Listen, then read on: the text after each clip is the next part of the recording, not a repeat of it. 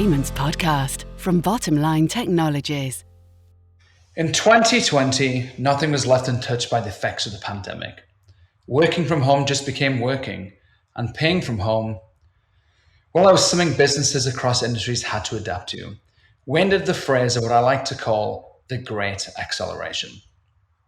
Think of your own life. You likely shopped online, tested groceries being delivered, and you definitely streamed entertainment pre-pandemic. As we look to exit the pandemic now and return to normality, those habits have been accelerated.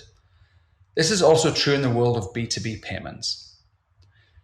With payments already trending towards automation and digital, pre-pandemic, the virtual environment pushed digitization into overdrive. Hello, I am Paul McMeekin, host of the Payments Podcast, and today I'm joined by Gunita Bindra, Vice President of Product Strategy at Bottomline, to discuss the current state of payments digitization and what she expects payments to look like moving forward. Hello, Gunita. Hello, Paul. Nice to talk to you. And thank you for joining us today. And before we dive into it, a fascinating subject today, can you just give yourself a quick intro, what you do at Bottomline and how long you've been at Bottomline for? I'd love that. Thank you, Paul. So I'm Gunita Bindra, as Paul mentioned. I oversee product strategy for Bottomline. Bottomline is a large organization, but I oversee the product strategy for the line of business called PayModex, that is AP automation, focused on payments, helping our customers pay and get paid. I'm responsible for product roadmap, go-to-market strategy, pricing of the product, and at the end of the day, really responsible for making sure the product does well for our customers that we're trying to serve for. Excellent. Quite a task you have ahead of yourself. And so, Gunita, as organizations across the globe take on new digital methods to pay and get paid, what has the process been like in the last 12, 15 months of pivoting from these archaic, manual, paper-based processes to digital look like? What's really happened? Great question, Paul. But before we go into that, I really want to talk about the point you made earlier, great acceleration. We've seen that in electronic payments. Growth that our industry expected in years to come came on to us very quickly. The transformation or this pivot that you're asking me about comes first with an acknowledgement to automate and digitally transform your payment process. We saw there were organizations that made this pivot very quickly, but then there were some organizations, Paul, that actually took a step back and took this opportunity to redefine their processes. They were more organized about their pivot. These organizations decided to quickly adopt a payment software to manage all their supplier payments coming in and going out. Teams came together to map out their existing processes. They defined their must-haves for a solution like this that will help them transform their payments to digitally or electronically very quickly. This pivot resulted in universally accessible and strategically automated payments program for the businesses that choose to do so. Does that answer your question, Paul? It does, yeah. So let's dig into it a little bit further, right? So pandemic happens, people probably panicked, like, oh, we sending checks out and or printing checks. How were these companies able to adapt so quickly and move from a in-person office to moving virtually and have payments still going on and businesses still paid and got paid? So firstly, we live in a world, thankfully so, where technology and innovation is top notch. We live in a world where payment innovation is actually at its peak. There are cloud-based payment solutions available to help automate 100% of your payments, and that too very quickly. You can access those platforms from anywhere because they're cloud-based. Secondly, I think what helped with the quickness, as we've talked about, is the collaboration and the partnership that occurred.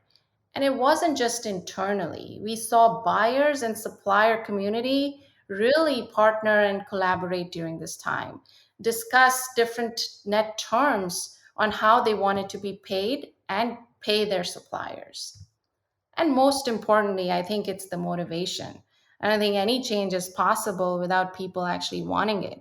So, as human beings, I think we've displayed that we were versatile, we were agile.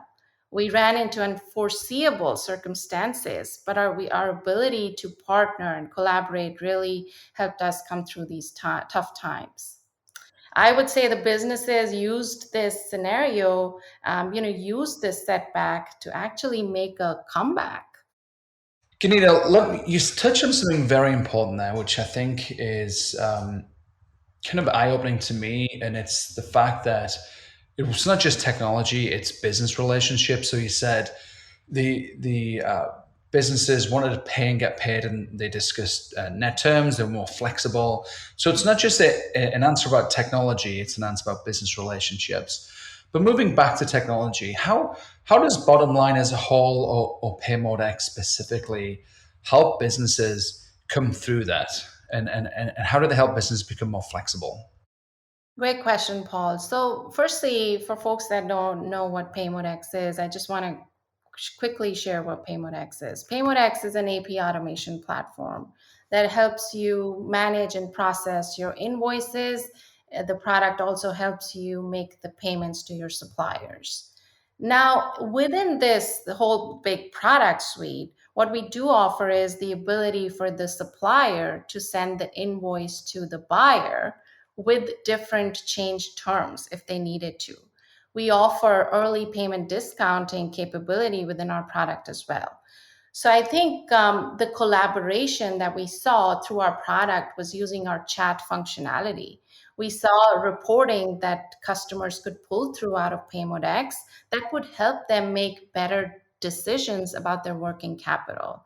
So I think that collaboration done through not just via phone calls, but using technology to really collaborate and talk about that particular invoice that you have an issue with, talk about the particular payment that you're not satisfied with. So I think that's where technology really comes into play in hybrid or virtual environments. No, that makes perfect sense, Kenita. So it's not just technology, it's a blend of the human communication touch, the technology, which helps facilitate that. So just moving topics slightly of introducing new technology. So traditionally, you and I have been in payments for longer than we care to admit. So traditionally, implementing new processes or implementing new technology takes time, right? So it seems to me things have changed, things have been streamlined. Why is this so? And why is this important to maintain this kind of sense of urgency going forward? Again, I want to start answering that question, Paul, with an example. So I used to be a consultant. Like 5, 6 years ago, I was a software consultant. I would go on site actually to implement software. Side story, I did stay in Paris for 6 weeks, which was great. But I would, actually go on site and implement the software and, help design best practices for my clients. you know, Fast forward today, I see cloud based payment solutions are accessible from anywhere and everywhere. Look at our own implementation teams. We don't have to travel. Solutions are actually now coming with built in accounting system or ERP integration, which allows for faster implementation times and actually no IT resources needed. We have seen our implementations go from contract to live in less than 100 days. And then last, Paul, all about this implementing new technology for, payment processing is great, but at the end of the day, we need a budget for it. And fortunately, payment types such as virtual card, premium ACH offer rebates, offer the ability to monetize payments that actually help you offset the cost of any software or platform. So I think it's a win win to really implement a solution that is fast and that really helps you streamline your payment processes. So you mentioned a great buzzword there, payments monetization. That's been thrown around the industry in fintech for the last, I don't know, 7, 8 years. You've given two examples as I'm listening to you here of early payment discounts and rebates, right?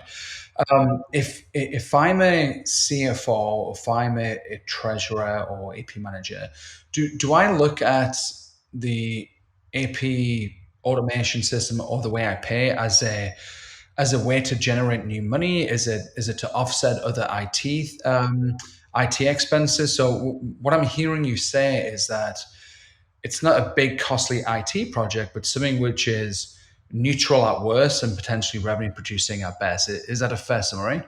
That is a fair statement. I think CFOs or finance operational organization or department, I should say, really look at automation. I think after automation, immediately comes security, top of mind.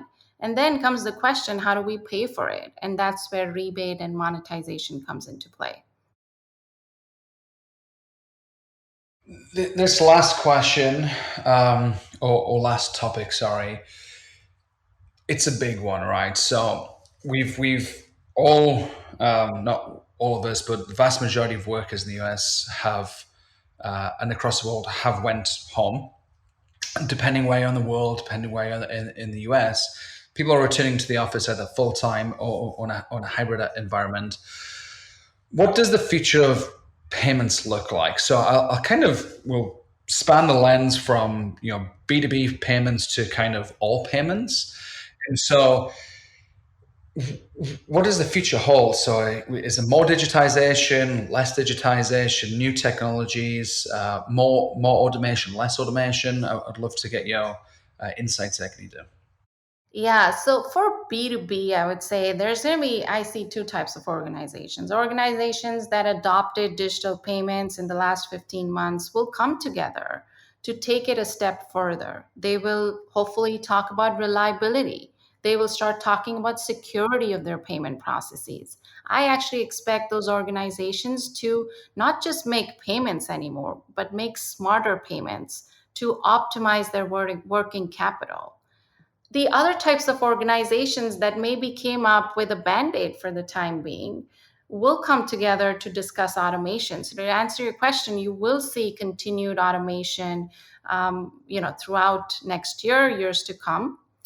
When it comes to other types of, let's say consumer payments or even in B2B, I think I want to say that, there's going to be innovation for faster payments. So like right now, ACH takes time, card also could take time. Like how do we deliver payments in, let's say, 5 seconds? We're going to start to see different types of cryptocurrencies come into play. So you not just in B2B, B2C. So I think we might even see invisible payments, a concept where you once you've approved your payment in your ERP, it is already paid. So I think those are the kinds of concepts I feel like definitely would be coming up. And then lastly is the focus on green. Like after what we've gone through, I don't think any one of us wants to pay through checks where they get stuck in US mail or have paper-based processes, and actually let's help our environment by cutting down the paper and then focus on green. So I agree with that. You said There's something. a lot, I know. So Yeah, yeah. So there's quite a few things to unpack. So we'll try and do here. So I want to dig deeper in this concept of being in control and have the flexibility to choose your payment. So you said, throughout the conversation, you've said virtual card, you said ACH, you said faster payments potentially in the future. As a sender of payments, when will I be able to choose and kind of optimize the payment mix for me? So I may want full automation. I may want to maximize my rebates, and doing so, I may leverage different payment types. Like when can I have when will I be able to optimize my payment mix? Do you think? if you wanted to, Paul, if that could be today, using a platform like PayModex and other, payment solutions out there, you can really control how you're paying your suppliers. We actually have a concept of intelligent payment routing. What that means is based on, the invoice due date or the vendor type or the urgency of a payment, we can make the decision on behalf of the supplier and the buyer, but we also give the control back to our buyers to choose how they want their suppliers to be paid. But I think the time is now. And there you have it, everyone. So thank you, Gunita.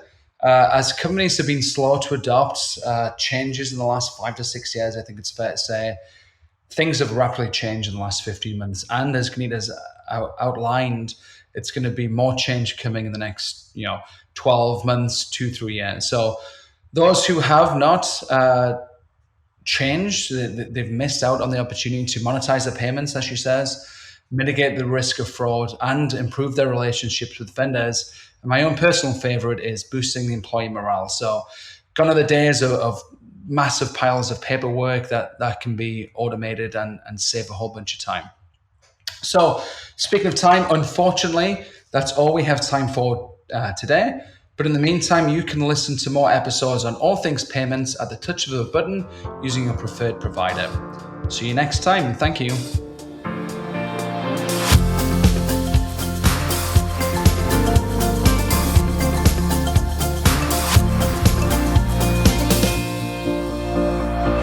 The Payments Podcast from Bottom Line Technologies.